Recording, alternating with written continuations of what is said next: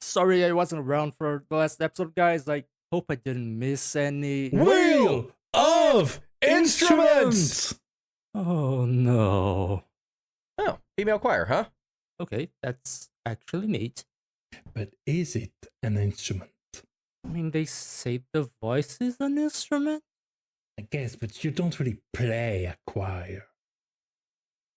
Fair, but you also don't. The play wheel has string quartet, spoken! and I think that Even though we're would three work. grown men, tonight is ladies' night as far as the music is concerned. Welcome to the Music Arcade. Hello, everyone, and welcome to the Music Arcade. I'm Caleb, the Sound Guy Firestone. I'm Ronicle. And I'm Eddie, and that wheel, it scares me. As well it should. I still am angry at the Clarinets episode that you foisted upon us. And you weren't even there for. Yeah, here's the thing. I feel like the wheel, we maybe gave it too much of a chance after we kicked the can a lot for the xylophone episode all the way back. Because you guys both also put some cursed stuff in there. Admittedly, one of Indeed. my curses turned out to be pretty cool, and I have two songs I could just go to immediately on it, so, you know. And judging by the selection, this episode's going to be pretty cool as well. Yeah, this is kind of banger central on our selection this week. I am super happy with this one. This is Indeed. kind of nothing but hits lineup, and then World of Warcraft for some reason. I guess this is what we get when the motivation for our Wheel of Instrument episode was, oh hey, we haven't done one of those in a while.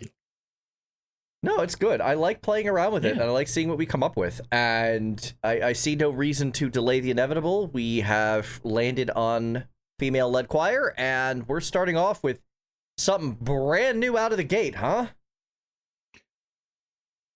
Yeah, Silksong. Turns out Silksong is real. It is real. Yeah, turns out to be. Yeah. It is not a joke. This being here is a complete coincidence, I'll be honest. I was simply looking up video game music, choral, and the name of the song happens to be Choral Chambers. So, Yep. of course, it would show up in my search results. I mean, Now, that do you lands know on it, yeah. what's funny? Go on. Now, do you know what's funny? In my current playthrough of Silksong, I am in apparently the area that's exactly before the choral chambers. Yeah, by the time this episode goes live, it's possible you will be at the Choral Chambers then. Yeah. I'm not playing Silksong. This was really just a coincidence. But when it came up on my search results, I had to stop and listen with a name like that because there was a non-zero chance there would be a female-led choir here. And sometimes you just listen to a song and the only thing you can say about it is, "My God, it's so beautiful." Yeah, and also it feels like a great introductory track for today's episode, honestly. Yeah, I mean, it really sums it up. It's a really pretty piano track. Female chorus is used very strongly. This is a remix, I think. Is this a remix of City of Tears or something? It feels like a remix from the first game. I know this. I know the bridge melody at around 1 minute in. I know that sound from somewhere. I Don't know. I'm not that familiar with the soundtrack to the first one. I wish I was same, more familiar couldn't all of a sudden. tell. Yeah, Yeah, I mean, they're good soundtracks. yeah, Sure I've are. heard enough to know that it's a good soundtrack and to know that Christopher Larkin is a great composer, but I haven't stopped to listen to everything. What I do know, listening to it, is that the immensity of the chambers contrasted with the smallness of the characters within it feels very strong, very intentional, very well reflected with the echoing choir and some of the instruments on one side and the much more humble piano notes that works really well with the interplay. And of course, the choir is used to lend to this place a sacred air. because this is one of the first place you land at the intended destination point for the pilgrimage most of the NPCs work and try to undertake. Basically, they want to reach this place because of, as of this point, unclear religious reason. Which is also why I feel the choir sound a little bit subdued, almost like it's tired at first, but that when the music swells, the choir swells as well in the exact same measure, almost implying at this point that the chambers and the choir are more or less one and the same. Yeah, it's hard for a choir to sound tired, as you put it. That's a very difficult thing to come across in music. So Yeah. the fact that it does ramp up in crescendo as well, this is a very well trained, a very well trained group of singers. That's very hard to do. Yeah, Exactly, because like it's clearly not because they just didn't put their heart into it. It's a very intentional direction, I feel. Yeah. That's And I very think- fitting to the setting. People kind of underestimate, especially when it comes to full choirs, just how difficult this is to use as an instrument, so to speak, because it requires a significant amount of coordination and several players of significant individual skill, unless you're just blaring it, which admittedly, a lot of the songs we picked today are blaring it. This is one of the few that has like real dynamic range. Yeah, you lining up dozens of very skilled singers and telling them don't stand out. Yeah, it's difficult. And I think the song really nails that, which is deeply impressive on its own, honestly. Yeah. And we were talking like in the intro skit about the voice being an instrument. It is possibly the hardest instrument to control because you can't really fully control what your body is going to do sometimes. Well, what's funny is both you and I picked songs in which the voice is literally used as an instrument. We'll talk about those when they come up. That we will. But yeah, this now that I know the context from what Rana said, it definitely explains the very cathedral-like vibes I got from this. Like I could imagine hearing this at a holy place that is big Yeah. enough for the sound to echo inside. I've talked about this Which is once. exactly what it is. Yeah, I've talked about this once before. But in audio editing and mixing, there are presets for things like reverb, and one of the most popular ones is Cathedral for this exact reason. It's a very specific kind of reverb and echo sound. Recreating that is something that a lot of people editing audio want to do, so they have access to. So it's just one of those default plugins that comes with any reverb plugin you buy. There's a reason it's so popular. Sounds like you think of places you can hear a choir at. The two first places that should come to mind are an orchestra and a cathedral. Absolutely. But yeah, this song was, let's say, a happy coincidence, and it has been on constant play on my end ever since I found it just a few days ago. I mean, that's one of the perks of being in a podcast like that. Sometimes you do some research, you find something you absolutely didn't know, or learn of something you absolutely didn't know from one of your very involved co-hosts, and you get a new favorite. Well, that's definitely happened with me with one of the later songs that we're going to talk about. I have a funny story about one of Rana's picks much later in the episode. Wonderful. But for now, how about we go to one of your picks and talk about Apocalypsis Aquarius, yeah. This. For once, I didn't just pick the remix because it sounds better. I picked it because I like the guitar on it. I literally like this version better than Apocalypsis Noctis, even though it's the same song plus some guitar. Yeah, but also I feel like it's more fitting because of the context. I don't know. This was the one where the character who wasn't a character dies, right? Like, this was that final battle? Yes. Okay. it shows how little respect I have for the cast of FF15. I don't even remember this woman's name. What was it? Luna Freya. That's it. Thank you.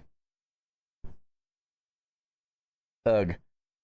Anyways, so yeah, this was actually my last pick because the other two were like, well, these are the most obvious choices of the world. They're absolute bangers. So instead of trying for a deep cut, I'm just going to pick a third absolute banger obvious choice. And I went straight to Apocalypsis, in this case Aquarius, because frankly, I like it. I wish I had a better... Yeah.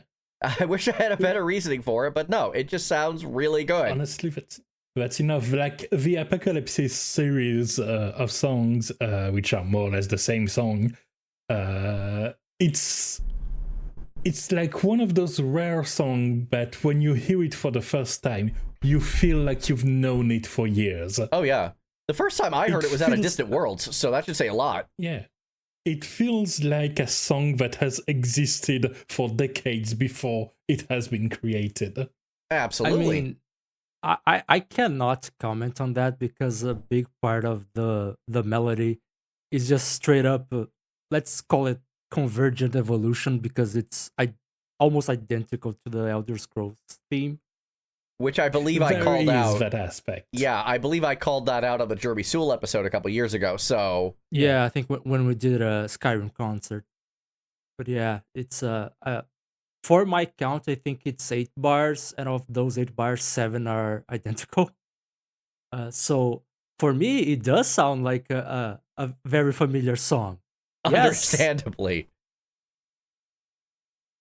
But it is a very cool song, and the way they use the choir here feels almost like the exact opposite of the Silksong one, because the Silksong was making... I thought you were going to say it's the exact opposite of what you'd do in a Skyrim song, where you'd use a deep male choir to represent big hairy Vikings clashing at each other. I mean, kinda, but the night themes use mostly female-led choirs. What I meant was more that choral chambers from Silksong is using the choir, those female voices, more to create this ethereal, holy vibe to the area. And this song, at least to me, it feels more like it's using for the impact of something bad is about to happen. Well, is happening, in fact. To give you a little context, you are basically in Fantasy Venice, and you are on a road trip to bind yourself to different gods that are absolutely gigantic and tend to cause havoc around them. And Leviathan is the one that's been awoken right in the middle of this city. So everything is literally falling apart. Sounds like a regular Tuesday. Indeed. Yeah, and pretty much. Also, this is kind of the event that marks the end of the open world part of the game and starts the railroad track towards the more linear end of this game. This is also coincidentally, well, maybe not coincidentally, but this was where I stopped playing, essentially. I just threw up my hands and I'm like, this story is just not for me. Yeah. I'm just like, this is Hajime Tabata in pure Hajime Tabata mode, which is a terrifying experience. I still, to this day, wonder why I'm actually willing to defend Type 0, because it was a lot of the same depressive nonsense. I wonder that too. I don't know. I have a platinum in that game, and I'm still like, I enjoyed this. Why? I don't know. I literally am questioning myself as to why I enjoyed that game. It's okay to have guilty pleasures from time to time. I'm not even sure it's a I guilty can't pleasure. Honestly, can't comment on FF15 is that. kind of one of mine. You were saying, Eddie? I was just gonna say that I can't comment on Type 0, was it? Yeah. Yeah.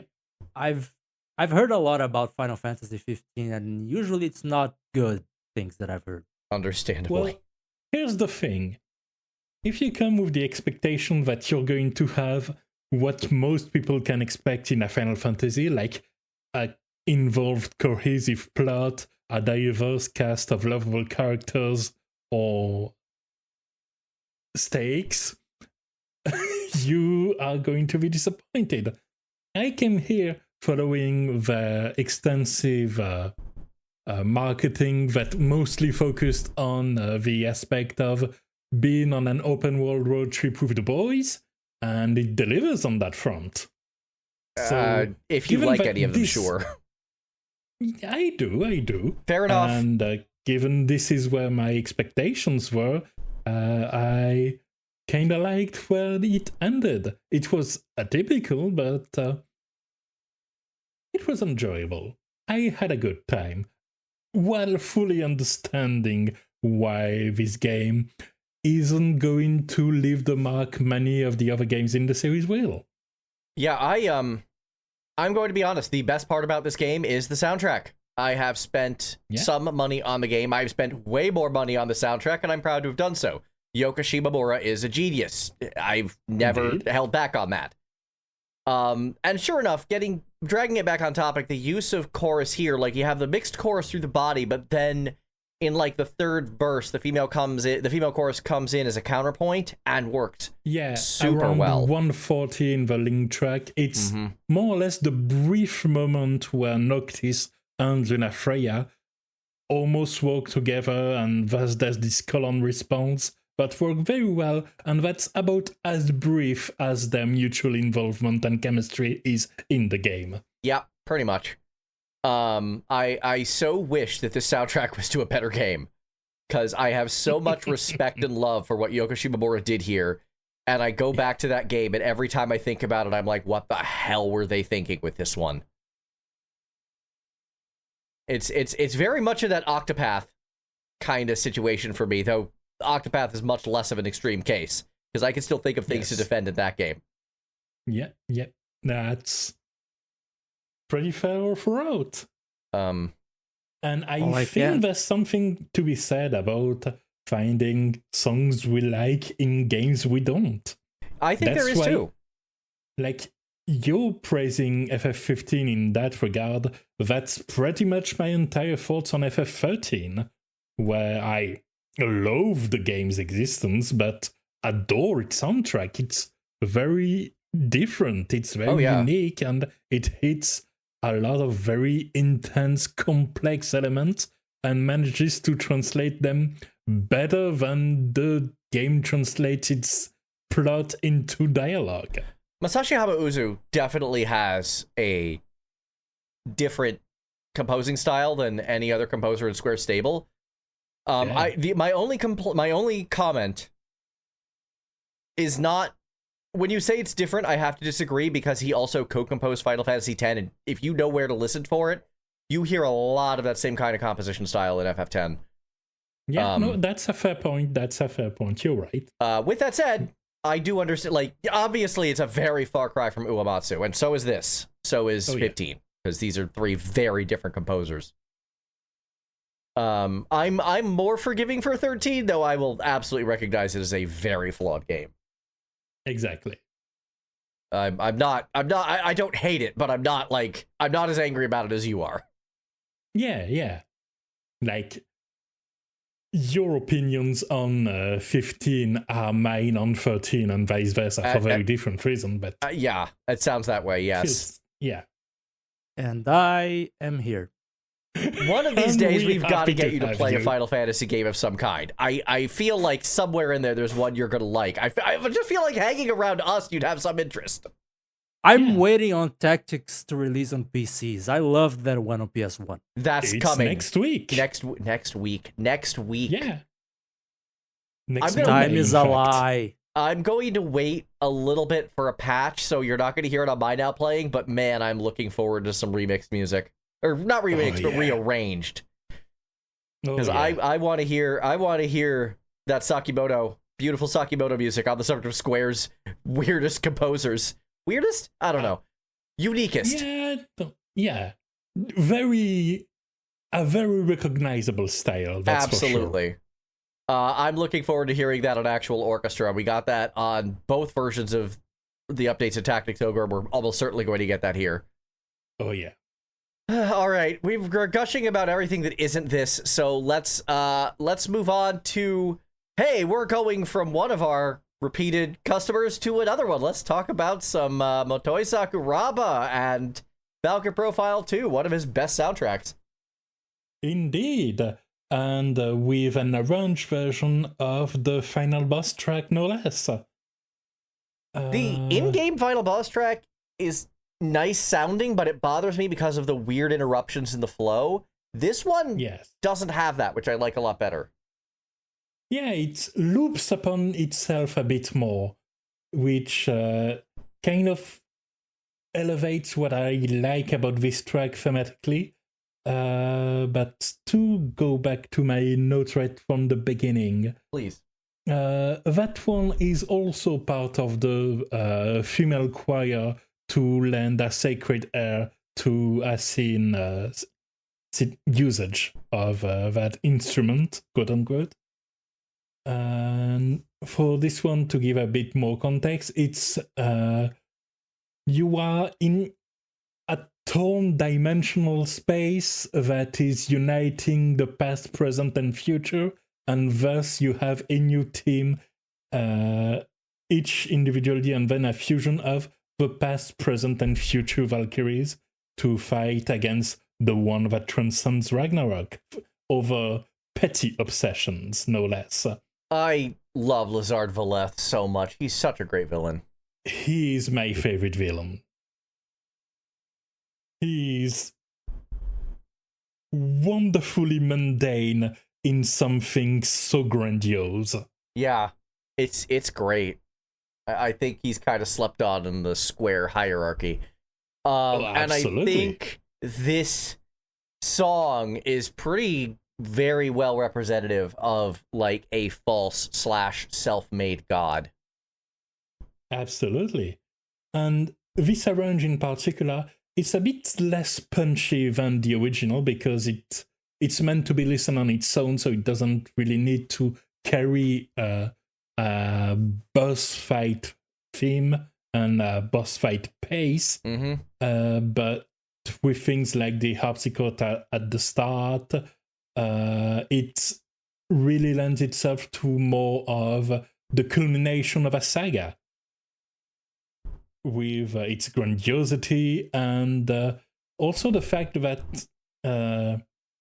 like there are male choir as well. Yeah. And they are very deep, but they are very discreet compared to the female choir because even though we are in a situation created by Lizard, this is the, as it turns out, female protagonists turn to shine. This is their moment of teaming up and winning the day. Hopefully, if you play better than I did on my first attempt. Yeah, Okay. I know it'll never happen, but I would love it if this game got a remaster. Because I would love to actually do the so-called secret ending. It's not really a secret ending, it just adds a little bit to the epilogue.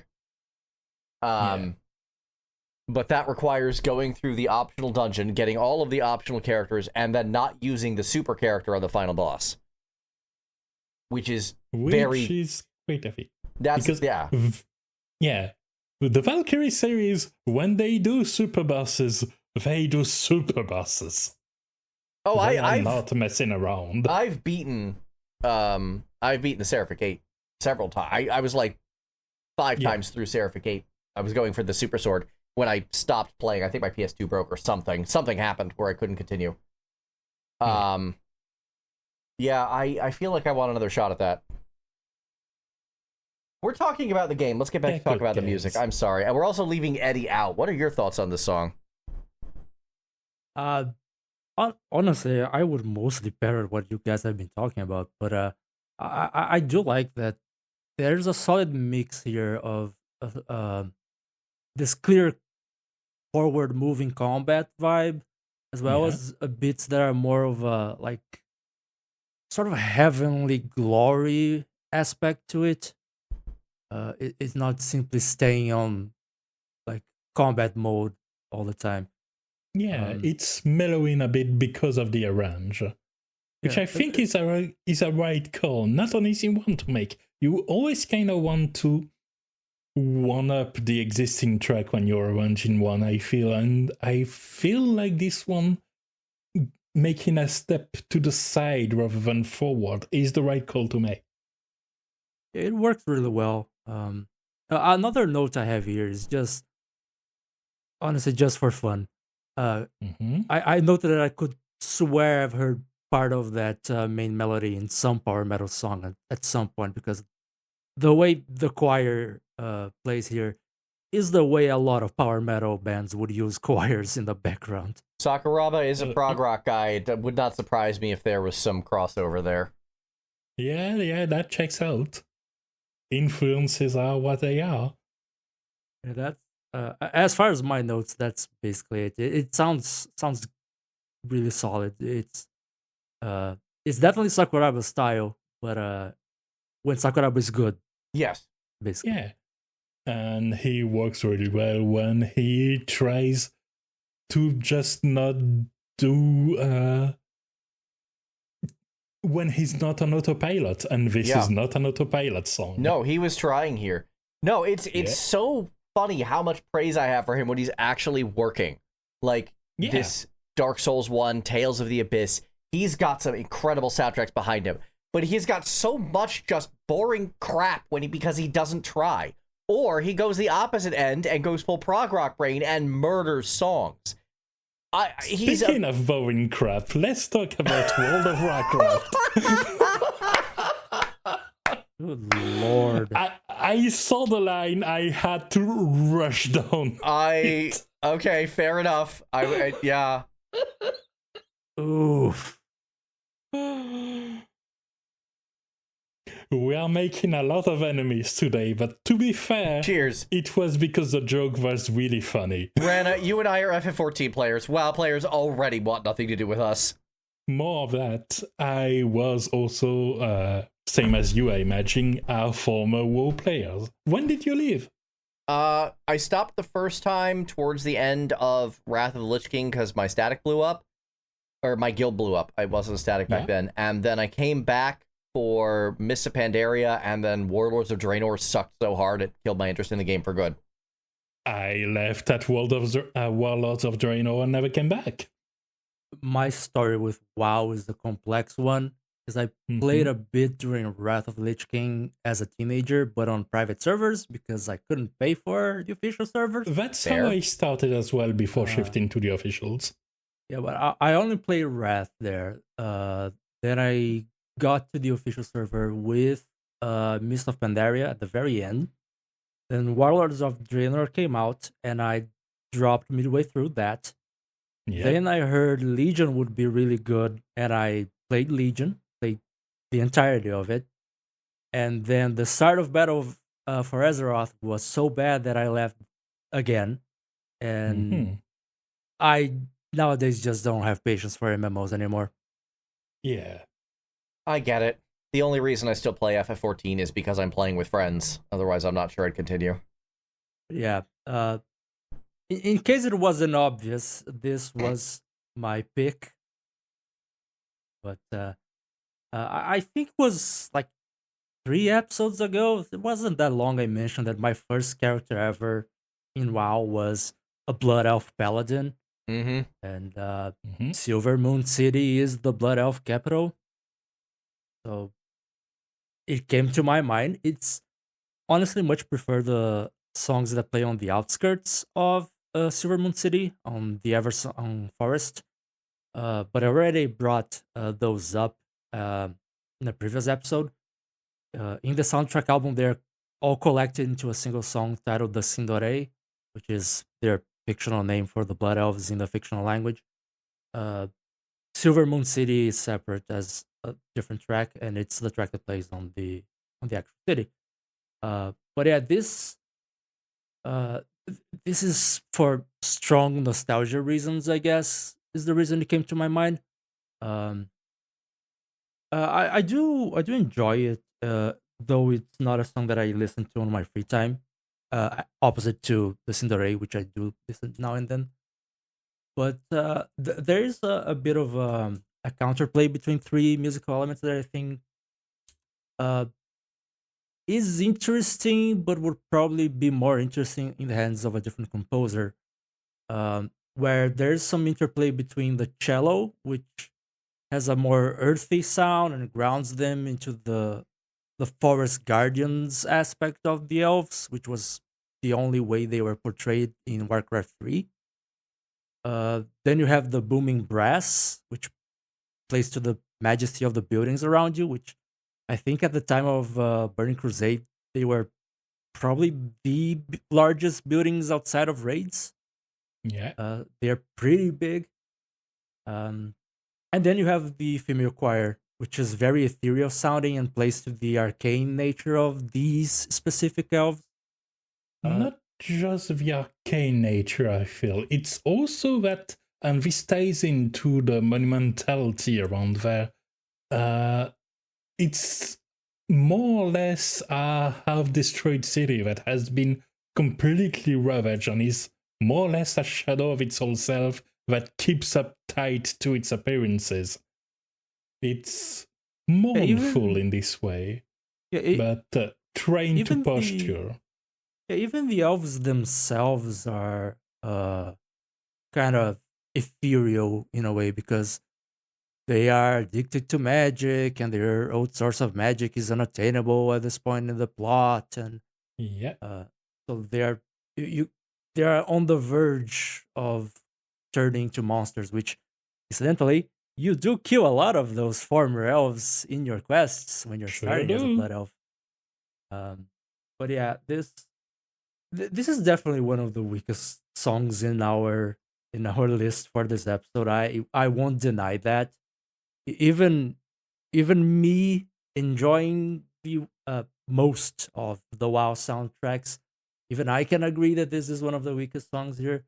But there is this element, this interplay between these three musical elements that I wish a different composer could have taken a shot at it and maybe worked a little bit more into that, gone a bit more deeply into that interplay. But anyway, it's between that and the nostalgia, I kind of had to bring it up. Although the nostalgia is strangely tamely, given that the alpha for Midnight, which the cinematic of it centers around the Lightwell and the Blood Elves, the alpha begins the 2nd of October, in a week, as time of recording. I'll be honest, ever since I discovered who was the villain in the War Within expansion, I noped out completely of any WoW news. I had no idea about that. Understandable. I'm too far behind to know what you're referencing to. I just know that this song, I don't enjoy it at all. I found this one really, I don't want to say pedestrian, that's the wrong word, but like the melody is all over the place. I can't find it. I can't find a line. And the way the song ends, it doesn't end, it just stops. Like there's no phrase, it just sort of trails off. I am like, we are in a list of basically nothing but bangers, including some like lesser known stuff. Like one of y'all, I'm pretty sure it's Eddie, put in a Halo 4 track later. That song's great. I like that song. How is Halo 4 song better at being choral orchestral than World of Warcraft, which is supposed to be a big epic game? I don't know. I am like, Warcraft music being memorable challenge impossible. That's all I got out of this one. I'm like, I mean, Warcraft music after Warcraft 2 being memorable. I guess that's fair. Yeah. I don't know. I feel like in the back of my brain, I remember a track or two from the Frozen Throne, but that's a whole other conversation that is not particularly relevant to this. I spent a lot of time in Silvermoon City. I was a Horde Death Knight main, so the Death Knight platform, the closest city was either Undercity or Silvermoon, and I don't really like navigating Undercity, because Silvermoon just made more sense. Like we said when discussing this point, the Undercity elevators have claimed more lives than any boss ever will. Yes? Rana? Uh-oh. 1, 2, 1, 2. Oh, boy. Oh, no. Oh, there you are. You're back. 1, 2. Back. I heard the one. Okay. Yep, there you are. Okay, great. Retake that. Sorry. Yeah.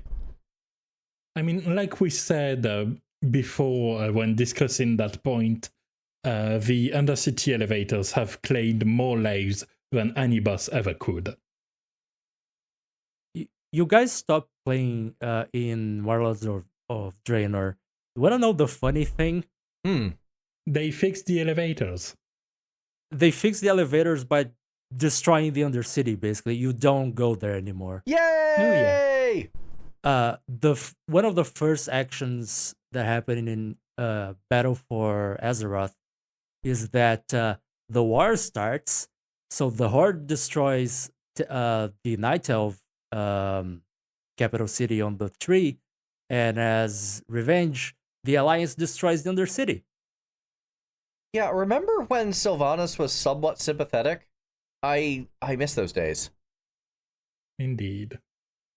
I liked it when she was complex but evil, and not just evil. Yeah. They do have a tendency to take characters where it seems like they accidentally introduce a bit of complexity, and then they said, we can't have that. That sounds like WoW storytelling. They have flanderized so many characters. Cough, cough, gouache. At least he made for a cool boss fight. Yeah. And he had a cool theme on Orgrimmar. I enjoyed And he called Sylvanas mean words. That we can't repeat on this podcast because Indeed. They actually let us swear into WoW for once. But they did. Yeah, let's just say there's a reason I left the Warcraft lore Discord. I was getting a bit too annoyed at the writers. I just picture a smoking crater with a signpost that says "Here lies the WoW lore Discord. Discourse happened." I think the Discord actually still exists, but I left like a long time ago, and I have no interest in going back because, good lord, the story's awful. Wise. Yeah. Like, at the worst of FF14, it never got as bad as what World of Warcraft has thrown at us over the years. So, I gotta give credit where it's due.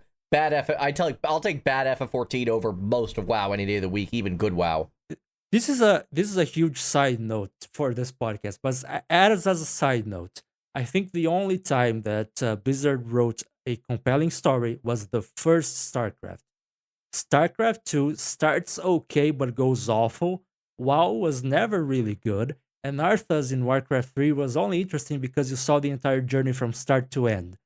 Otherwise, he's just a more boring Eric of Munibone. I'd give a couple points to Diablo 2 as well, actually. Diablo 2 had cool ideas. I don't really care about story in loot-based ARPGs, though. Now, how about we talk about a game we liked a little bit more, perhaps, such as NieR Automata? Yeah, this was the most obvious choice of the history of obvious choices, but the Wheel of Instruments gave me an excuse to gush about one of my favorite boss themes of all time, so I'm going to. Understandable. Like, to give an insight in my research, I looked into the soundtrack and basically could have picked half of the entire OST.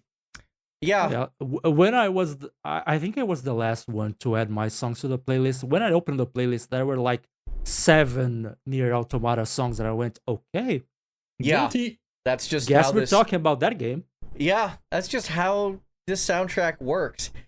Man, Keiichi Okabe is one of the weirdest composers in the world, because it's like, in the vast majority of his soundtracks, I would describe him as unmemorable and maybe even the dreaded mediocre. But then you pair him with Taro Yoko and he becomes the most creative and interesting composer on the planet, bar none. and there's no middle ground.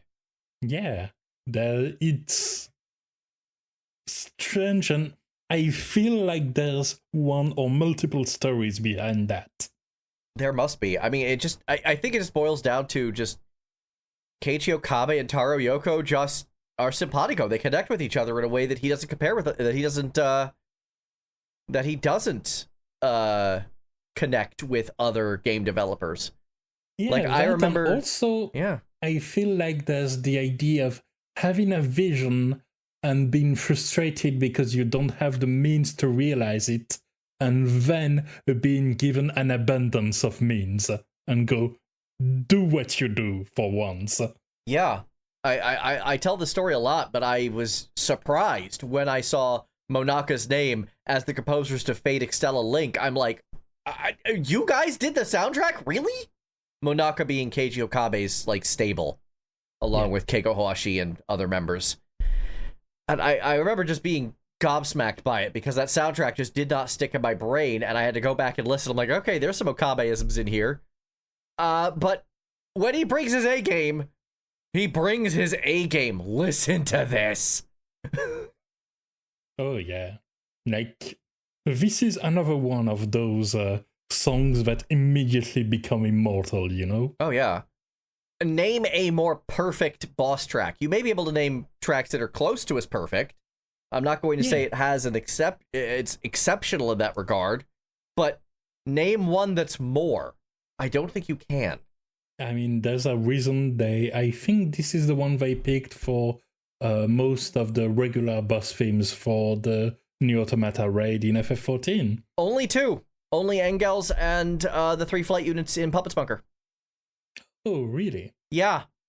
I was going to bring up Engels specifically as just the power of this song, because for those who haven't played NieR Automata, Engels is the size of a building. Yeah. So you're in a 24-person raid in FF14, you see that building after a couple of more normal bosses, and then this song starts playing. Let me tell you, for somebody who's played NieR Automata, that brings some emotions. Oh, yeah. As compared to... That's probably the most memorable boss fights of this entire raid. I would agree with that. It's like, oh, we're fighting a whole building now. That's cool. Yeah. And even though in the game, it's the first boss. No, it's not. It's the third. Really? Yeah, Engels is the third boss. The first one is the I forget what you call it, but the cannon stubby, and then the second one is the testing unit with the various floor effects depending on what alliance you're in. No, I meant in NieR Automata.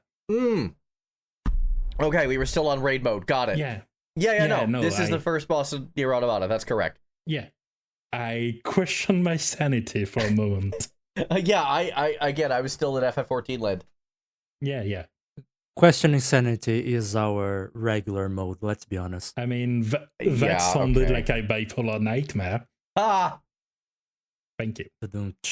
But what I was going to say, one last comment about the raid, is comparing the sheer amount of emotion I felt over this towards the FF11 raid that's out now with the Shadow Lord just yelling at me every move. I hate this man so much. He is the loudest, dumbest man. He needs to shut up. So there's a right way to do this and a wrong way, and FF14 has both. Anyway, that's that for FF14 talk. Let's talk about the actual song. Yep. This song only gets used a few times in the game, and rightfully so, because they don't want to overload on it. And they have plenty of other material to work with as well. Oh yeah, the NieR Automata soundtrack is full of great boss tracks. But the two that matter are this one and the final regular boss before the ending choice. Yeah. It's the beginning and the end, which itself is kind of a bipolar nightmare, especially given what boss fight it goes into after the fact. Exactly. Or after the final regular boss, where you're switching between the two characters constantly. I wish I played a harder version of that fight. I feel like, much like a game this is often compared to, I feel like the final boss got way too easy if you level even at all or do side quests. Oh, yeah. But yeah, as for my notes on it, this is a cool song. It's simple, but like, you hear it, you're pumped for the boss fight. It's what it does, it's what it's meant to do. And that's the first usage of the song itself. And the choir in it, it just feels like it fits the aesthetic of the game as a whole. Oh, it absolutely does. What anchors it to the game itself, because you have these strong female characters that are front and center of the narrative, and that's driven in the music as well.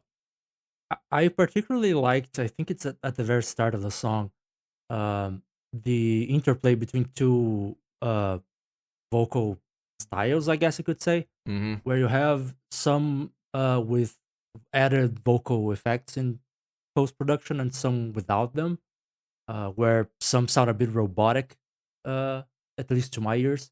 I mean, where that the tracks. others sound more natural. Yeah, I think like when it comes to having the music play to the setting of the game, I think that's a great example of a composer doing that. Yeah, the track almost is hard to describe in this way because it just makes sense for what it is and what it wants to do. Which is funny because, Rana, you called this simple, but compositionally, there's nothing simple about this. It constantly switches between minor key and Phrygian node. It uses point-counterpoint absolutely. chorus, which is a very difficult thing to get right. It constantly changes phases. It is a brutally complicated song. There's nothing simple about this. It's complicated in a compositional sense, but it's so easy to listen to. Oh, it so is! Like, to go ahead a couple of tracks, you compare that to the Halo 4 track, which is much more challenging of a listen, rewarding in the end. I quite like that, but oh yeah, it's like night and day, and this one just flows.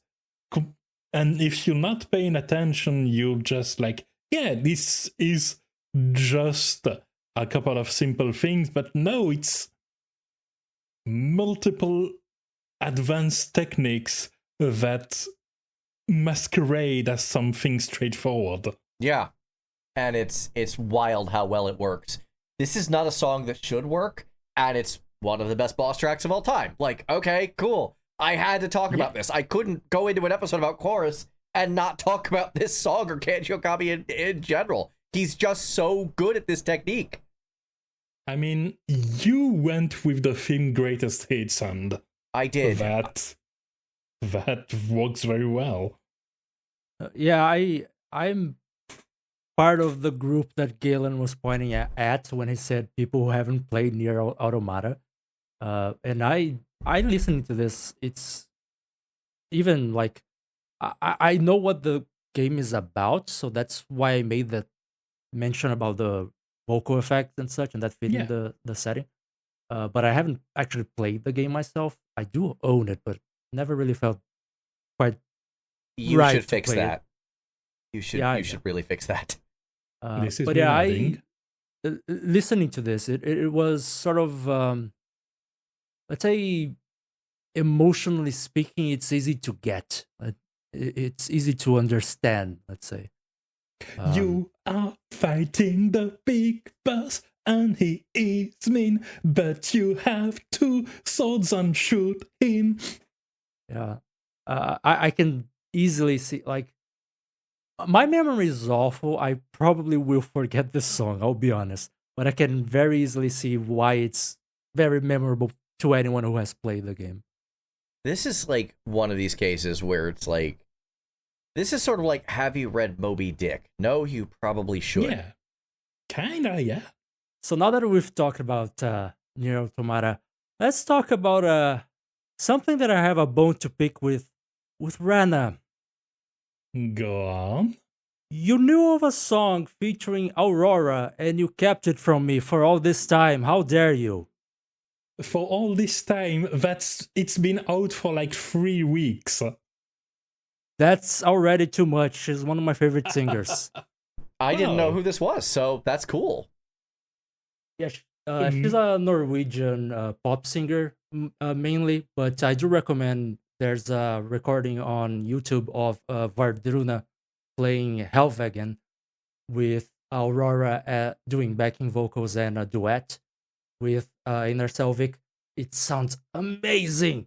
I might have And to have that you. brings me to the link me second. to That brings me to the second reason why I haven't brought that up, which is that I didn't know her before that. Yeah, unfortunately, we've kind of hit that point where it's like you're gushing about someone, and I'm like, who? And I think Red is in the same place. So that's one of those. If we knew, we would tell you. This is how sorry I haven't played Final Fantasy moment. You want to know the most hilarious part? Please. Go on. I discovered her through The Sims. What? Interesting. I can't remember. I think it's The Sims 3. Maybe it's 4, and I've heard the music online. I don't know. Mm-hmm. You're waiting for a biker. Sorry. I heard that one. But either 3 or 4. One of those games has a radio station. I think it came with a Vampires DLC, and it's called Dark Wave, even though they don't play Dark Wave. They play a lot of different Boo. genres that are just, moderately edgy, let's say. And so Aurora style, sort of a pop, but with a bit of a darker undertone. And one of her songs plays in that game in Simlish. And then I went after the original, and it's one of her songs that I enjoy. I'm very picky with pop music, so I don't enjoy every song of hers. Yeah. But that was the first one I was introduced to, and I absolutely adore that song. And yeah, Wonderful. apparently she's pretty big in Norway. Excellent. Now, to give a bit of context as to what's happening there, Genshin Impact, every year they release a new nation going on the path to explore the island that has 7 nations.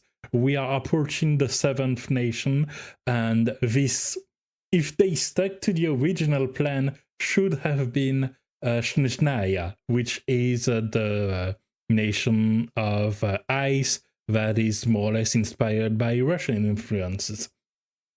This is technically Snezhnaya, but also not quite, because they realized that if they wanted to make their story palatable, they had to do more explaining and rearrange the stakes a little. And so this is more or less a filler arc.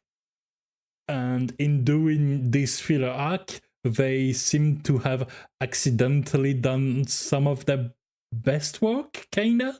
Yeah, you mentioned this during the Halo episode, so we're following up on that now. Yeah. Or, not the Halo episode, excuse me, the Destiny episode. Yeah, and also I have actually played it because it actually released, and I finished the scenario, and yeah, this is some of the best work, and I'm having a ton of fun in that region. And so the region is a bit of a crossroad of factions, which means that it feels more connected to the rest of the adventures we've had so far and bringing things together. Also, this is technically in Snezhnayan borders, but it's a bit of an area that has its own culture, its own pre-established people that accept the rule as long as they are allowed to kind of do their own thing in their own corner, mostly related to moon worship. And so we have this, to reflect this, they have picked a lot of Eastern European mythological and folkloric influences, with some of the deities and influences and references being invoked pretty clearly to which fits perfectly the context of the region. Which brings me to the song, and in particular the choir. Because when I listened to that choir, I first liked it, and second, immediately remembered another song well, not quite remembered. I had to dig in for like a couple of hours because I would have obsessed if I didn't find out what this reminded me of, what this choir and its female choir singing style reminded me of, which led me to NieR Automata. Yep. And more specifically, Possessed by a Disease, which has, in a much faster pace, other female choir that are, well, first, that's a distorted part. That's not what I'm talking about. It's more like the chants that are very smiley because there's a lot of E sounds in the choir and a very specific timbre. And I looked it up deeper to see if there was a name, a specific kind of influence, and pretty quickly, thanks to Reddit posts asking the same thing about Possessed by a Disease specifically, found out that while typical for everything NieR Automata, it's the music and the choir style is like 5 inspirations in a trench coat. One of them that stands out pretty distinctly there is Bulgarian folkloric songs, which tend to be led by an all-female choir and have this very similar, very layered harmonies kind of choir and singing style that's very vibrant and smiley, as I said, which is very visible in a song I linked to as well in the playlist. Yeah, I actually have a similar comparison to Possessed by Disease here, and that was from Xenoblade 1, one of the final boss tracks, that has like 3 different translations, so Square soundtrack challenge, but also nothing to do with Square. That's cool. Yeah. That led to a bit of a hiccup this morning when I had this spark. But one of the final boss tracks from Xenoblade 1 has this similar technique in the vocals as well, and that's what came to my mind, so I threw that up on the playlist just as sort of that counterexample as well. This is a very cool song, and shout out to it being played by the London Symphony Orchestra. Yeah. I do appreciate that major orchestras like this are playing game music. I think that's really cool, even if some purists do not agree, and that's one of those subjects that we could go on about for a while. I will be honest, I appreciate all the research and the rabbit hole you went through, but I was mostly very busy just going, Aurora sounds so good, Jesus! I mean, that's fair. She does. I really like her position in the song and the way this is within the song kind of a dialogue, because this probably reflects part of the story. It's a very recent story, so feel free to skip ahead if you are interested in the Nod-Krai story but haven't played it yet. But essentially what happens in one of the sub-regions is that we encounter a religious leader that are worshipping the one of the 3 moons that still is in the sky, except the sky is fake, and they are worshipping something that's empty and not what they should be turning their heart towards.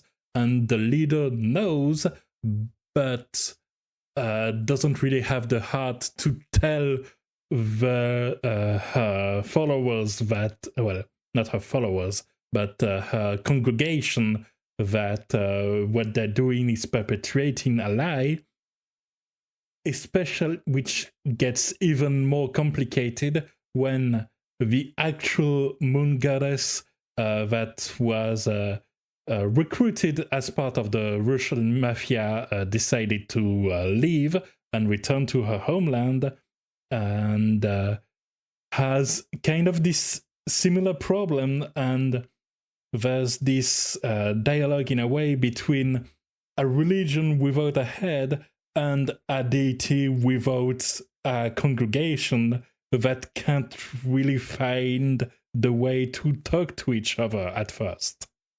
Interesting. It's a tricky dynamic, and I think there's part of that that's really reflected in this dialogue between the solist and the choir. I will follow that up with one of my notes verbatim. Very folky vibe with the choir, while Aurora almost comes off as a tribal spiritual leader of sorts. Yep. Turns out she's one step above.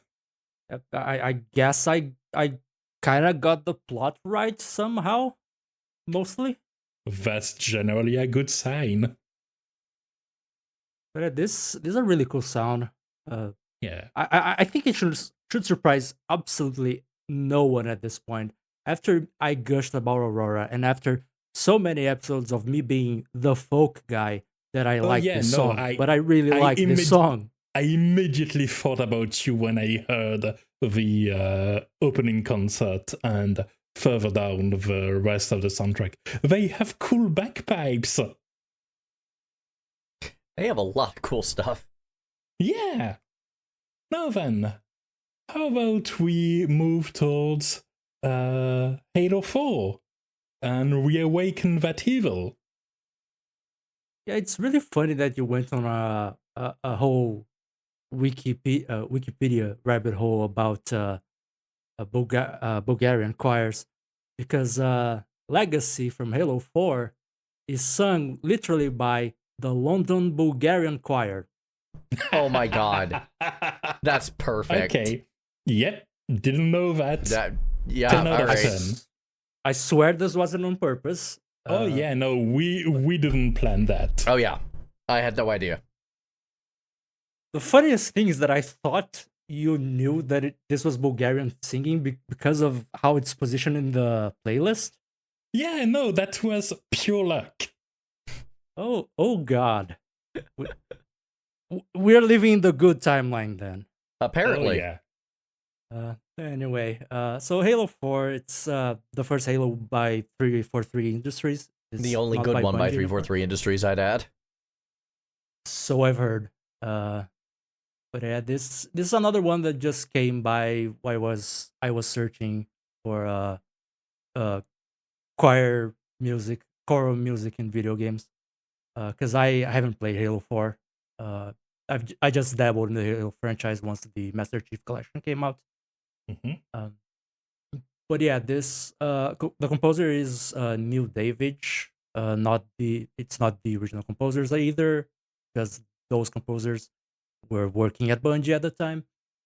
But yeah, it's just a very traditional singing style, as Rana just explained after his research.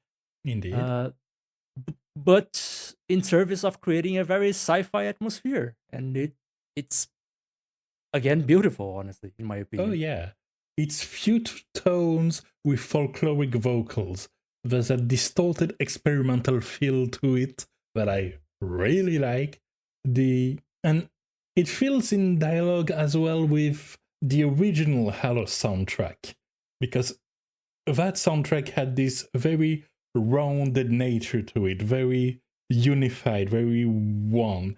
And this is kind of like seeing that previous soundtrack through like a hall of mirrors, which are each distorted in a different way.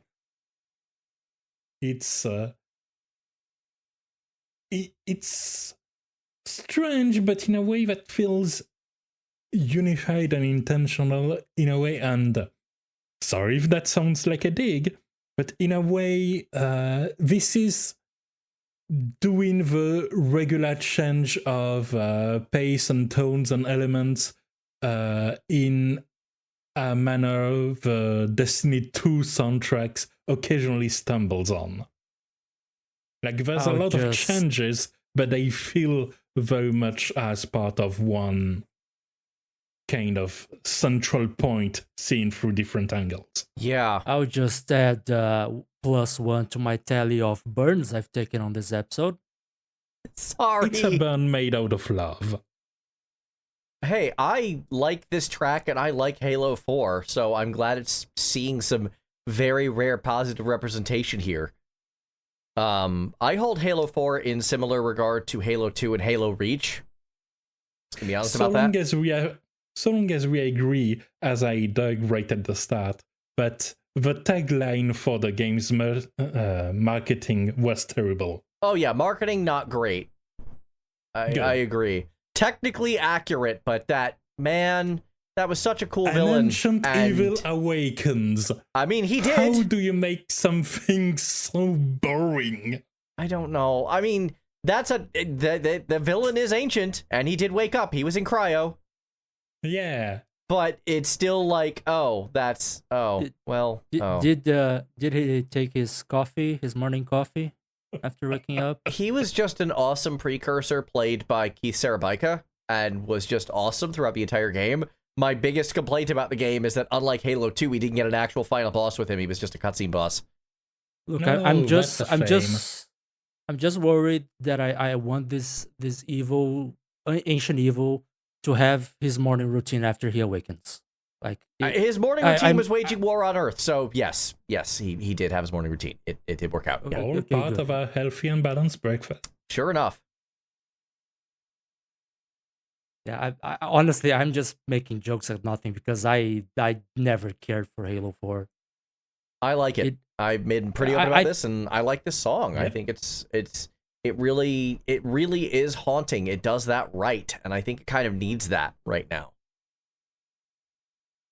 Actually, the way you describe it as haunting, some of the distortion, they kind of remind me of, to get back to, the FF14 again.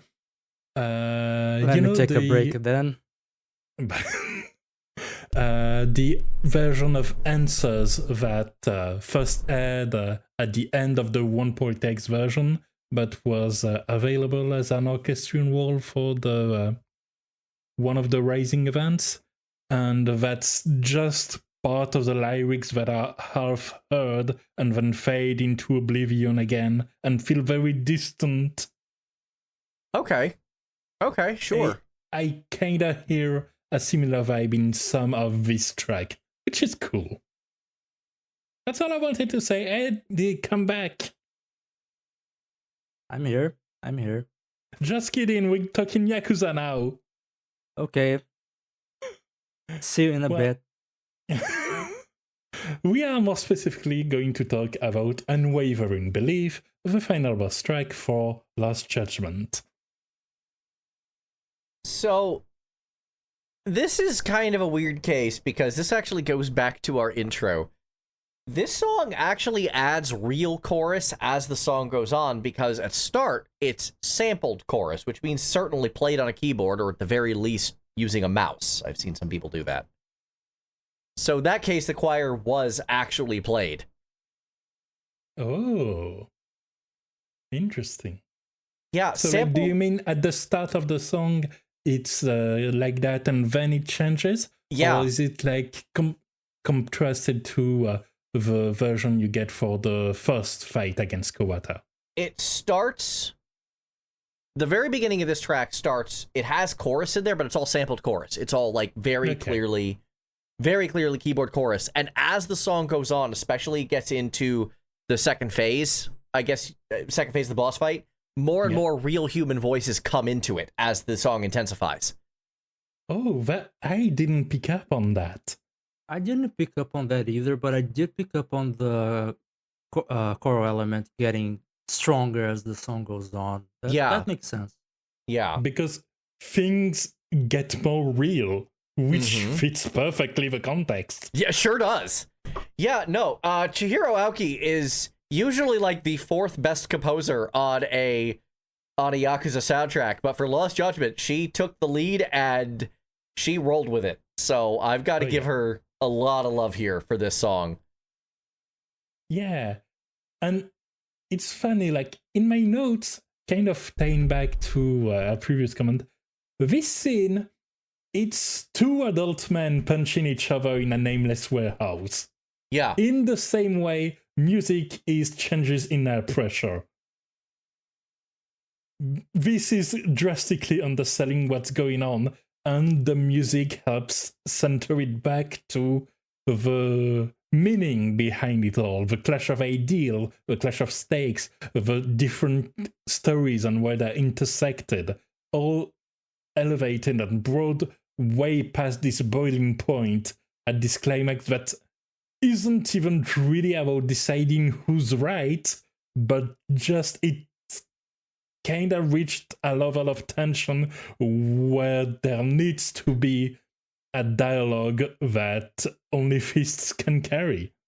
Yeah. Not even to reach an understanding, but just to... Well, not to reach a consensus, but at least an understanding, actually. That's a better way to put it. It's a fun piece of music, and like you said, it carries the story and the intensity of this fight very well. Jin Kuwana is a very complicated villain, which I like. I mean, even calling him a villain can be argued at times. At times, but, you know, in the immortal words of Jay Peralta, cool motive, still murder. Yeah.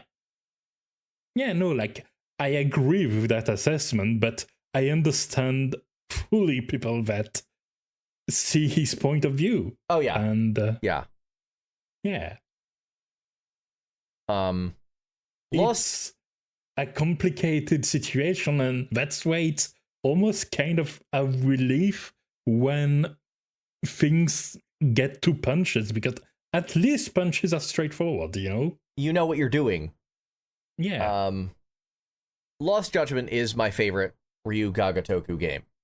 My favorite game from that studio, period. I've been very open about this for a whole variety of reasons, and yes, this villain and final boss fight are a shocking part of that. Even if the boss fight itself, again, it's two middle-aged guys beating each other up in a warehouse. It's ugly and brown and not very interesting, and yet it's cool.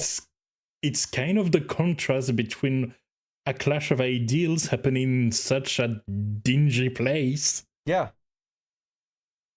Like, by comparison, there have been a few final bosses in the mainline Yakuza franchise that have had me rolling my eyes. Like, what is going on here? Yeah. And that generally happens on rooftops of tall buildings with cool scenery. They generally pick very well the stage of the final encounter. And in this situation, it seems like they made a point to take one of the most mundane possible place and make real things happen there. Yeah. So I like the contrast compared to most final bosses of the franchise. The music almost is the story. Again, Chihiro Aoki brought her A game. And I've got to give that credit where it's due. And again, I like you said, it gets more real as it goes on. I think this use of intensifying chorus really comes into it, because by the end of the track, it's all live vocals. None of the samples are left. Yeah. So I feel like of all the tracks in this selection, this is probably the one that would have worked the equally well and fit the purpose equally well if it was a mixed or a male choir. It could have been anything. It could have been, but I'm glad it wasn't. I feel like that, especially given that a lot of this comes over the collateral damage death of another character, that gets beamed on a lot, the whole Sawa Sensei situation. Mm-hmm. I feel like having a female character there kind of reminds us of her presence more than a male choir would. I feel like that might be part of that story. Her presence is part of the motivations that are clashing there. Yeah, because Kawana, in his crusade, got innocent people killed, whether or not he meant to. Yeah. That needs to be addressed, and I'm glad it is through the story and through the music. As how much one is willing to let inconvenient lies slip through. Yeah. I'm taking notes just in case this will be on the exam. Sorry, there's a lot to say. This is a complicated saga. We never got a chance to talk about it in depth, even during Year of the Dragon. So I'm like, I have an opportunity to talk about this, and there's some very interesting compositional and story things going on here that I think need to be discussed. That is completely fair. It's just that I am the one out of the loop again. But Fair it enough. is a cool song. It surprised me how, like, my knowledge of the franchise is very incidental, I guess you could say, and mostly focused on the Yakuza games, not on the Judgment games. Understandably. But so the view I have of the franchise is one of soundtracks that are mostly guitar led with electronic elements. So something this symphonic and with a choir that on occasion sounds almost religious honestly made this the most surprising song in this episode for me, which Fully understandable.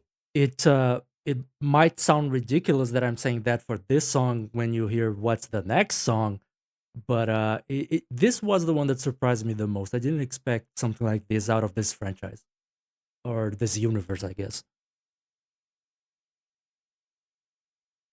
Yeah, no, I think that's entirely fair.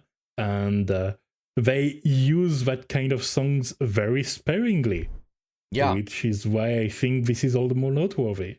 There's only 2 final bosses that sound anything like this, and the other one comes from a super duper ultra spin-off in the form of Ishin. Yeah. This is very... It's not entirely unique because, again, Assassination Bodhisattva exists. But it is still noteworthy in how unique it is compared to other final boss tracks. Like, compare this to Fly, which is Mine's theme, or The Way of Life, which is... I forgot his name. Shipyard guy. Yakuza 6. Yeah. That guy. Yakuza 6. Yeah. We're probably going to have a new version of Fly.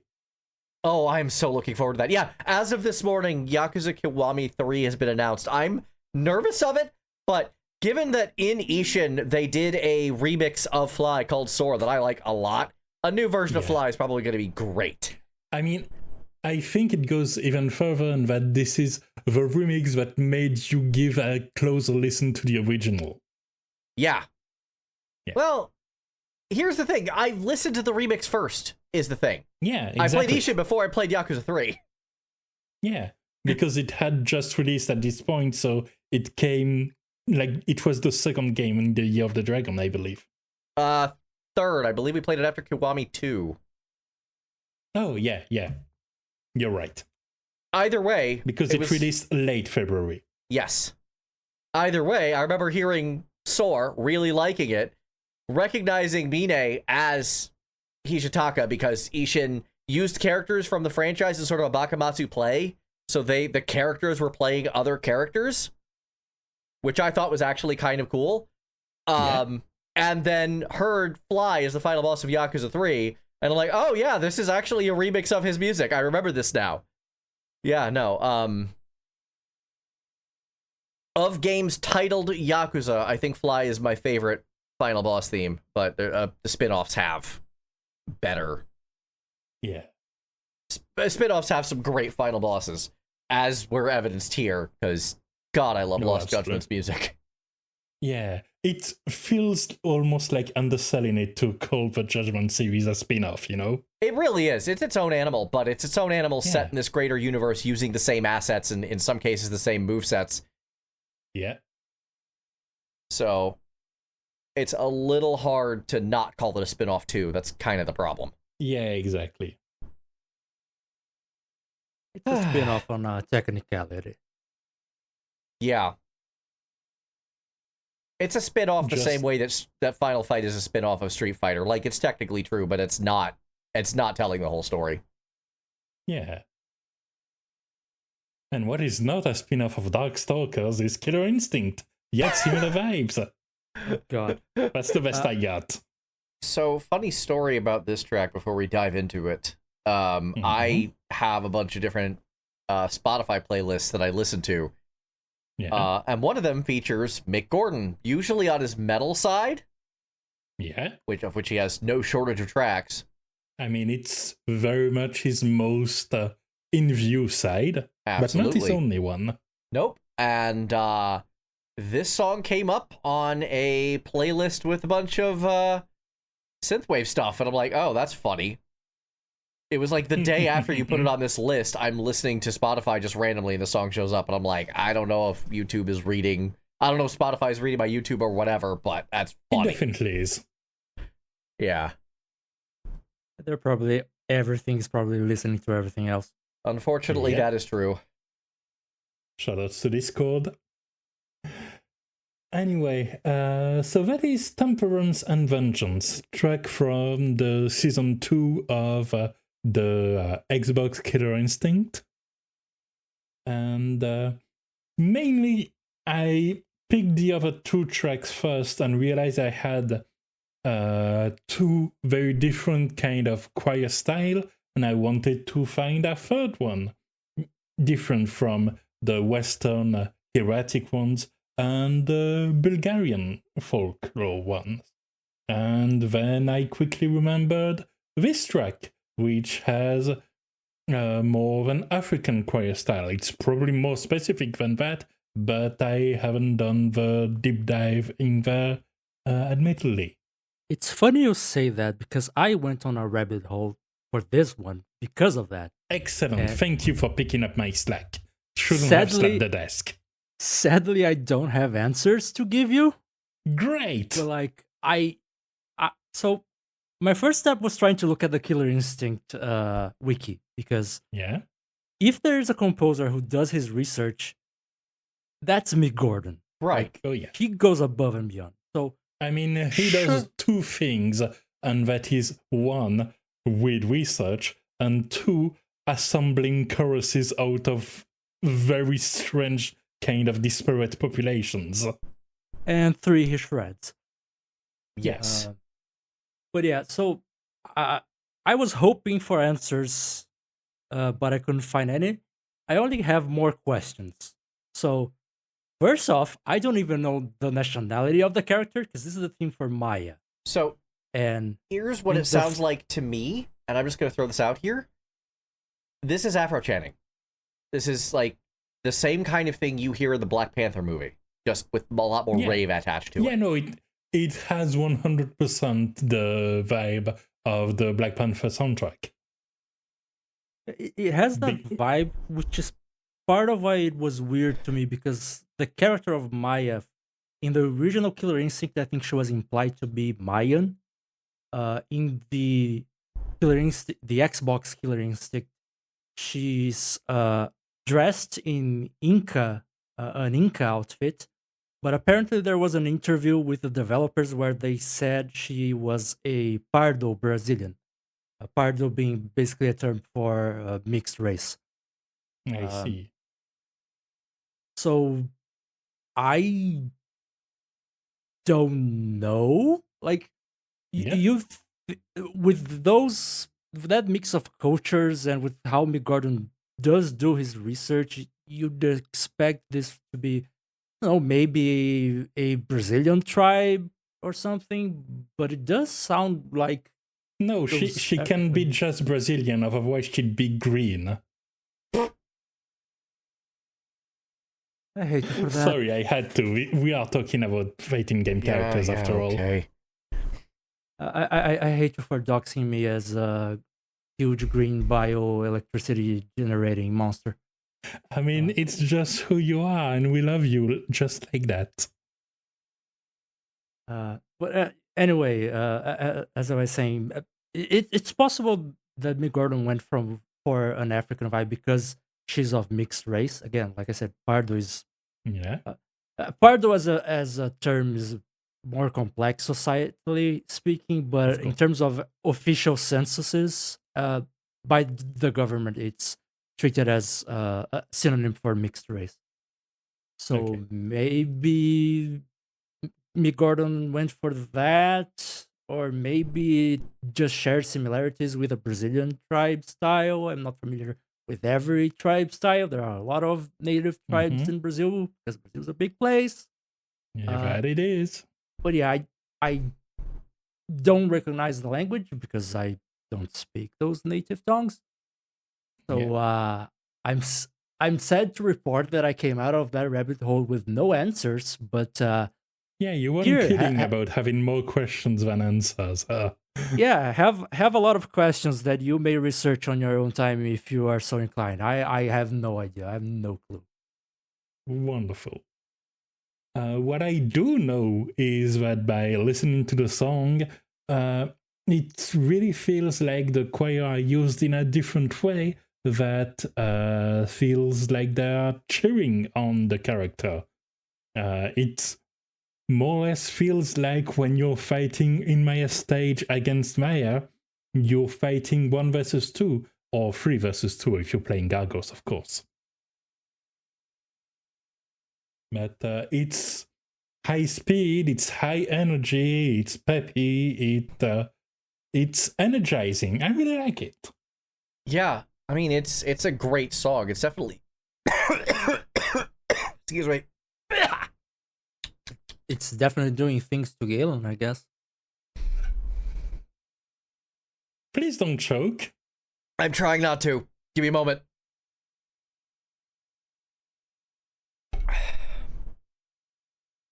Ah. Yeah. Yeah, might. Yeah, wow. Okay, cool. Yep, almost choked live on Twitch. Excellent. Yay! What the hell was that? I mean, a lot of people will choke live on stream, but most of them aren't quite as literal. That is very true. Okay. Yeah. Yeah, no, this is definitely one of the more underrated songs, I think, of Mick Gordon's oeuvre. I think you listen to Killer Instinct, you think Inferno, you think Polymos, you think some of the like crazier tracks. Even I forget his name, Skeleton Guys. Yeah, Skeleton Guys. Sure. Yeah, I can't remember either. Shows how much we know about Killer Instinct these days. It will come back to me in about 2 minutes, and I will scream it. I'm sure you It will. will probably That's come how it back to works. me. It will probably come Yeah. back to me about 10 minutes after we finish recording. Anyway, this song kind of gets slept on, but I'm glad it isn't, because I'm glad you're bringing it up, because much like the Halo 4 example, this definitely deserves some love. Oh, yeah. Like, it's a super cool track. It's really high energy, but also very well composed, measured, structured. It's not just throwing everything at the wall. It goes somewhere. Yeah. It goes in a straight line. It doesn't take any detours, but it takes a winding path and sticks to it. That's one of the things I like about Mick Gordon as a composer. It's like, yes, his songs are full, but they're not full of crap. Yeah. He has an almost, I don't want to say simplistic, because there's nothing simple about it, a direct approach? I don't know. His songs It feels are like very tight. It feels like he comes with an assignment and he looks at the assignment from every angle, but every angle looks right at the assignment. Yeah. Like, if you look at BFG Division, I know I'm totally switching gears. He in the music video, he shows off some of the, like, things he did for it. And while it sounds like a fairly, like, simple direct guitar track, he's got a lot of gear going on behind the scenes that I know for a fact are maybe recreated for the video, but real on their face. I've seen patch setups like this before. So it's one of those things that I really respect about Mick Gordon, is that he's willing to throw a lot of incredible stuff at a song without going into Sakuraba land of just throwing everything at the song and watching the song collapse under its own weight. Yeah, there's a difference between somebody that goes for experimental things and unexpected things and someone that does it but with lol at the end. Yes. Spinal, by the way. Thank you. Thank you. He was right on the 5 minutes, I guess. He sure was. No, I said 2. I said 2. Oh, even more right, I guess. Either way, he called it. Yeah, absolutely. Yeah. I didn't have any idea that this lady had anything to do with Brazil, so I gotta ask, Eddie, do you have like an EDM scene? Do you have like a rave scene down there? Kind of. Sorry, waiting on bike again. Okay. It's not like it obviously sounds different because pretty much all of Brazilian music is influenced by African tribes because Yeah. of the slaves and all of that. Yeah. But there's an electronic music scene. I don't think there's like a specific genre for it. I don't think it has developed into its own genre. I think it's just it, it it's There's an probably interpretation. individual artists, but not really its own kind of subgenre that's sprouted organically yet.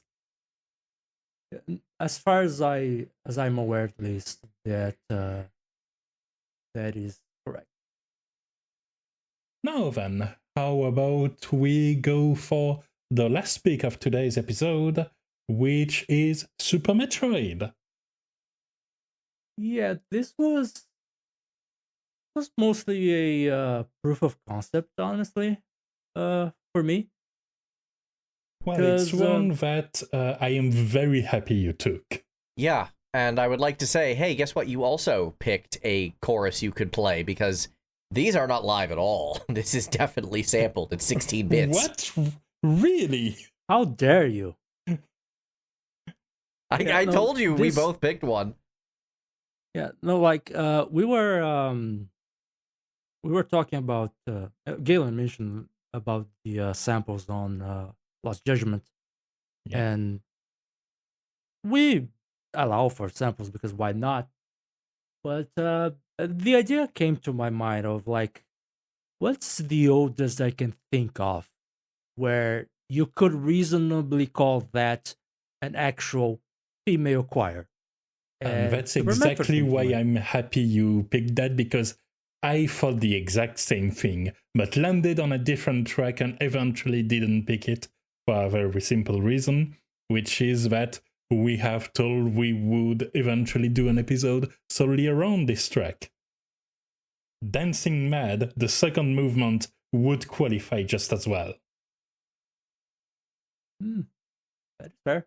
I did think of Final Fantasy VI, but I was mostly just thinking of the opera, which isn't acquired by No, Virtual Yeah, that's Console. exactly. That's a soloist. Oh, God, the Pixel Remaster version. Why would you hire it out? Anyway, go on. But yeah, this the entire soundtrack for Super Metroid is very.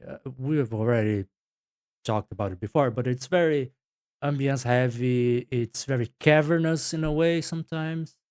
This song is no different, and it annoys the hell out of me that every single remix of this song takes away the choir in the back. I think it adds a very cool texture to the song. I haven't found one that keeps that in. But I really enjoy. And I don't think we talk about which song. We talk about Brinstar Underground Depths specifically. But yeah, its use of the choir is minimalistic but impactful. Is how I would describe it. Is because it adds a vibe that you are on an alien planet. And it also plays off of the fact that you were playing as a female character. Because by the time of Super Metroid, Nintendo didn't care. They were upfront with Samus being a woman.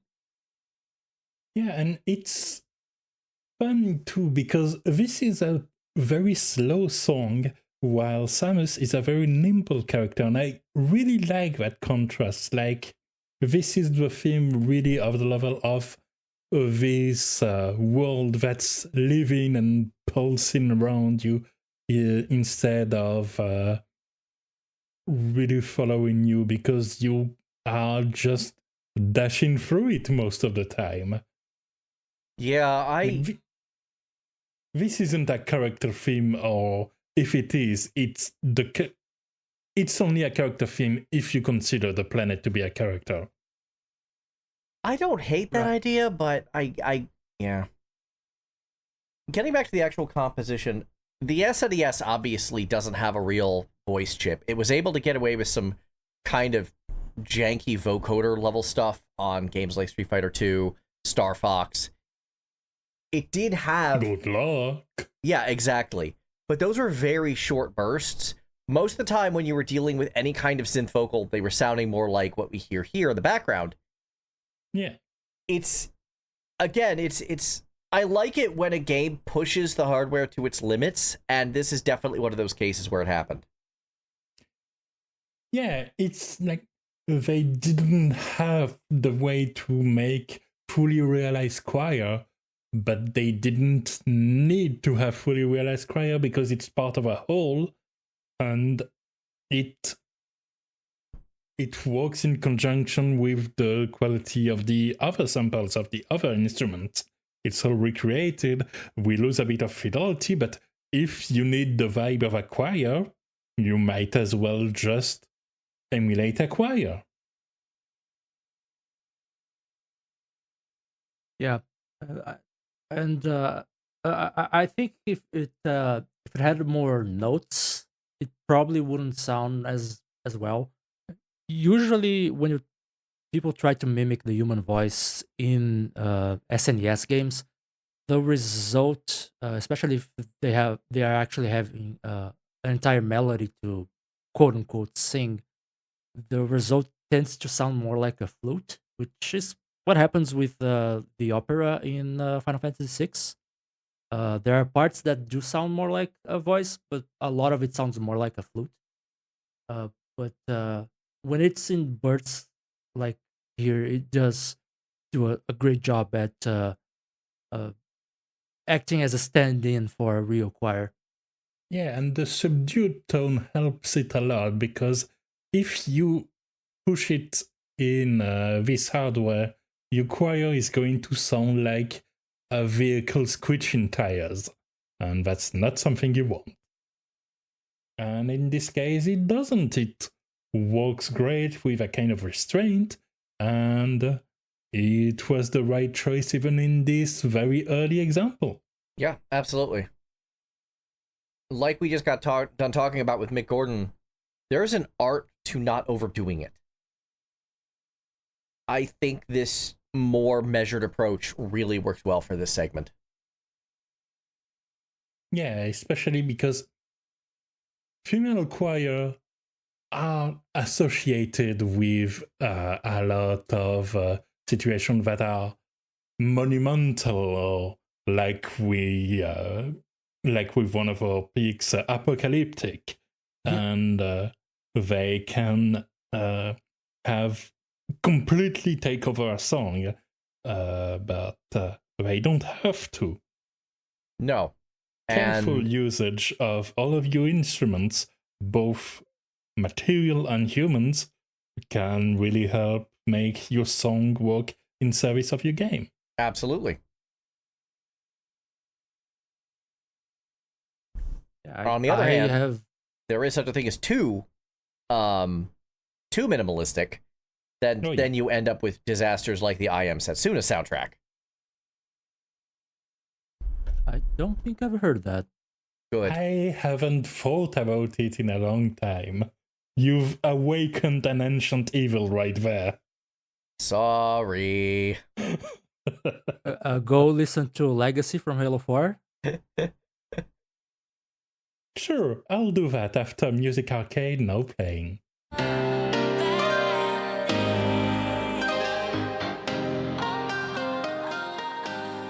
Nice transition. I like that one. Nice. That was The sneak attack. That was good. That was good. Thank you.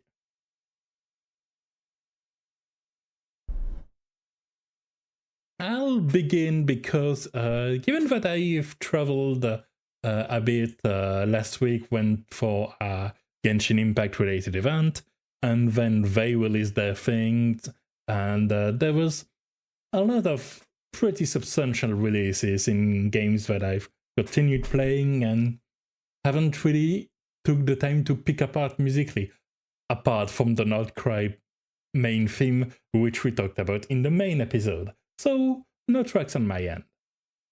Galen, Okay, I so heard you play Arknights.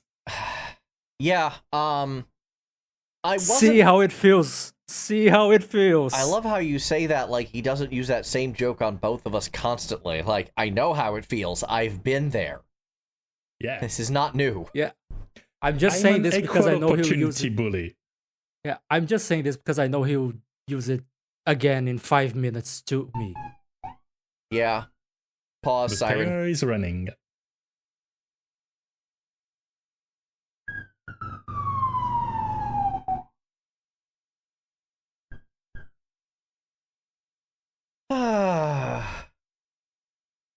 Go away, fire truck and or ambulance, please. Meanwhile, I just found a video that has behind the scenes by Midgarden. Yay! And it includes behind the scenes on Temperance and Vengeance. Oh, cool. Well, that's a shame you didn't find that, like, 10 minutes Yesterday. ago, yeah. yesterday. could have would found have it, like- given more room. I could have found it like 10 minutes before recording and I could add it to my notes. But I don't Yeah. think it has anything on the singing style. Anyways. So I wasn't actually planning on playing this event. I'm taking a kind of a pseudo break from Arknights. Mm-hmm. About the other day, one of my buddies DM'd me and is like, hey, you want to play Icebreaker Games, the super janky multiplayer mode? I'm like, sure, I'll play Icebreaker Games, the super janky multiplayer mode. And how is Icebreaker Games with Super Junkie multiplayer mode? Super Easy janky! No way! Good. It's kind of a disaster. I've crashed multiple times.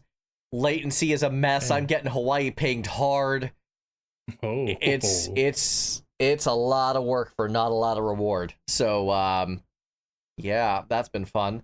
In more fun things, I finally started No Man's Sky, which so far so good. I'm only just at the very beginning, but I'm enjoying what I played. I'm No. glad you've been luckier with your initial spawn than I was.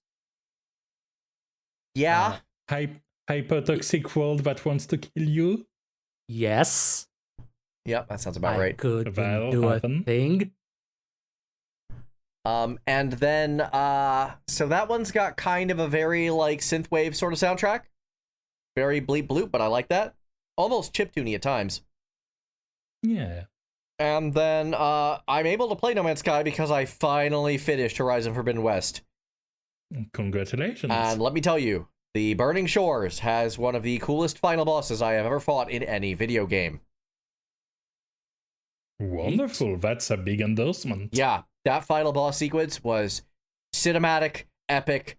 Of course, it had some of that wonderful Horizon jank with some dodgy hitboxes. But, it was very fun, very pretty, and, the music was okay. It wasn't as good as the main game's final boss, but it was a real final boss, and I like that. We like a good spectacle to cap off a good game. We do. We absolutely do. I hope one day we get Horizon 3. That would be nice. Well, there is a PlayStation State of Play event that's happening right now at time of recording, so maybe they're announcing that and we are absolute fools. If there's Or one thing I would oracles. love our oracular powers to spawn into the universe to be that. So let's see if that Oh, happens. yeah. Yeah. We'll have our answers very quickly. Mm-hmm. Either No, this then- will age like wine or it will age like milk. Now then, Eddie, I heard you're playing a game called Destiny. Maybe. Maybe. Congratulations. It's a very obscure game.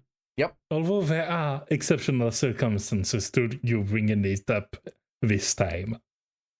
Before we talk about Destiny, though, I just want to go real quick through the games that I played because mostly it's a repeat of last time. I've kind of been in a bit of a stress mood because of lack of sleep.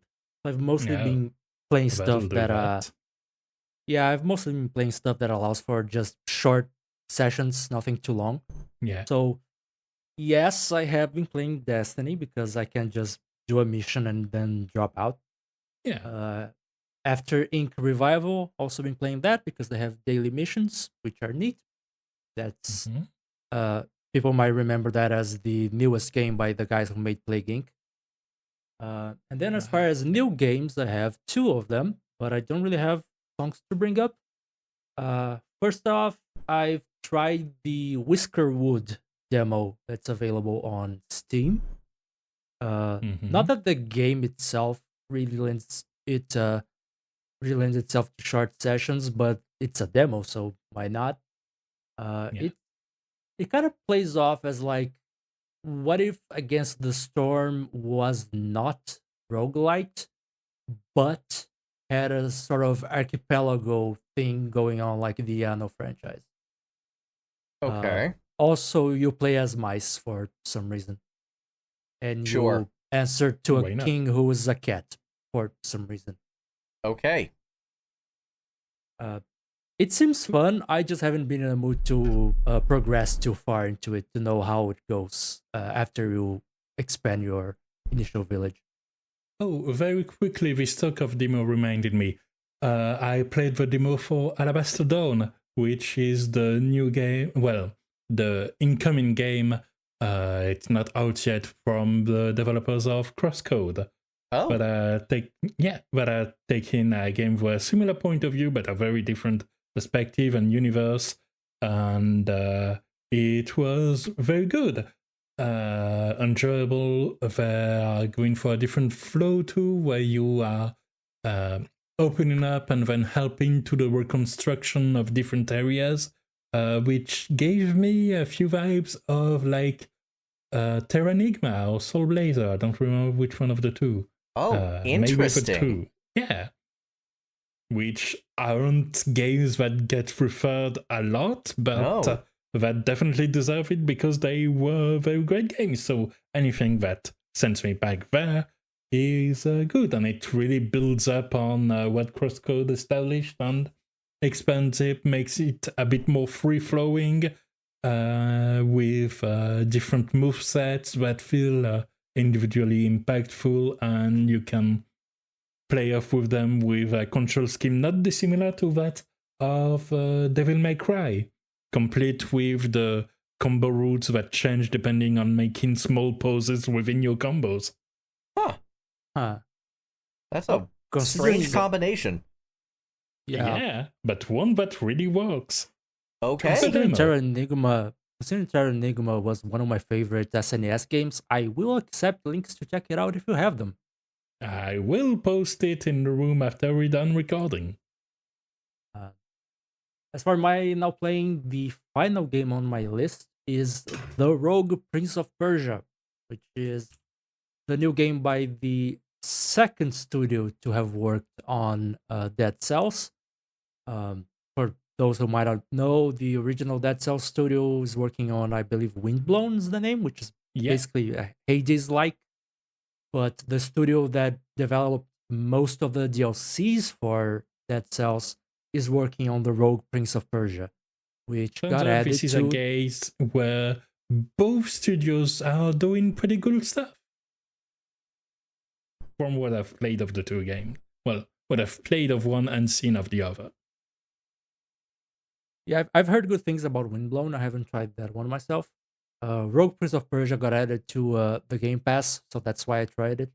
It's basically Dead Cells with less ridiculous weapons, but a much more fast-paced movement style, which is fitting for the Prince of Persia setting. It's a cool game. The soundtrack didn't really stuck with me. It kind of just stays in the background. It's kind of hard to really get a notion of how good it is. It fits the setting, is what I can say, but I can't say really much more than that.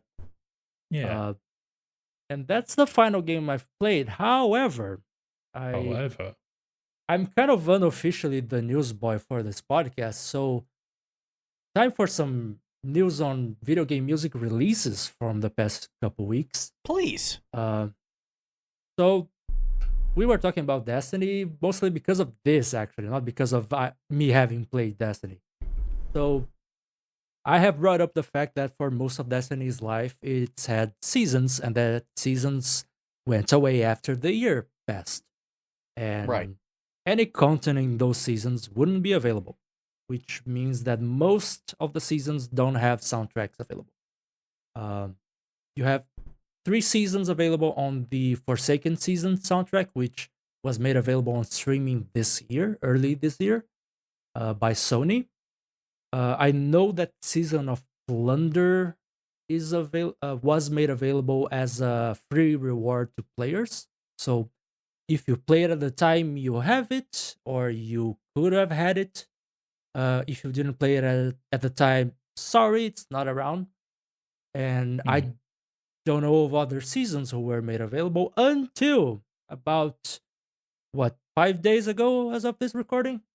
Bungie or Sony released Destiny 2 Legacy of the Past, which has songs from seasonal content and dungeons for the Season of the Seraph, which was the final season of the Witch Queen expansion. Then from 2 seasons from Lightfall, which is the expansion that came right after. And then also for all 3 episodes, which were basically longer seasons, of the final shape. So basically, considering Destiny right now isn't working with, at least as far as we know, seasonal content that will go away, it seems like most seasonal content is now available on streaming. So congratulations on recovering part of your history that should never have been lost in the first place. Yeah. Congratulations on undoing some of the FOMO that everyone hated, I guess. So that's one of the releases that came out this past couple weeks. The other one was, Hades turned 5 years old. And so Supergiant Games released a new re-recording of In the Blood, which is the ending theme for Hades. This one is an orchestral recording, which was orchestrated and I'm blanking on the term. Arranged and mixed. What are you trying to say? Give me the description and I'll get you the word. The guy leading the orchestra. Conducted. Yes. I'll take that back. And it was arranged, orchestrated, and conducted by Austin Wintory. Okay. Which, if memory serves, is the second time they've worked with Wintory on a special release. I think the other one was a special anniversary album for the studio as a whole. They've definitely worked with him before. They certainly have for the part of the of one of the area in Hades 2, which releases in 1.0 like next week as well. That's good to know. Didn't know about that one. But it seems to be a relationship of mutual love between Supergiant and Austin Wintory. Personally speaking, getting good music from it. We are. Personally speaking, I still prefer the original version of In the Blood. I think the guitars are sorely missed, but the orchestral version is not half bad either. It's really fun. It's available on YouTube, and I didn't mention it, but Destiny 2 Legacy of the Past, it's on streaming, including YouTube, and there's on the playlist for this episode, there's a link to one video that has all the songs in it, but the songs are also available separately. And as far as I'm aware of relevant music release news, that's it from me. Then that's it from us. Okay. Well, that is all the time we have for this episode. Thank you all so much for tuning in. As always, you can find a playlist and how to reach us in the description below. Please reach out and give us feedback. We'd love to hear from you. Until then, we will see you all next time. Goodbye. See ya.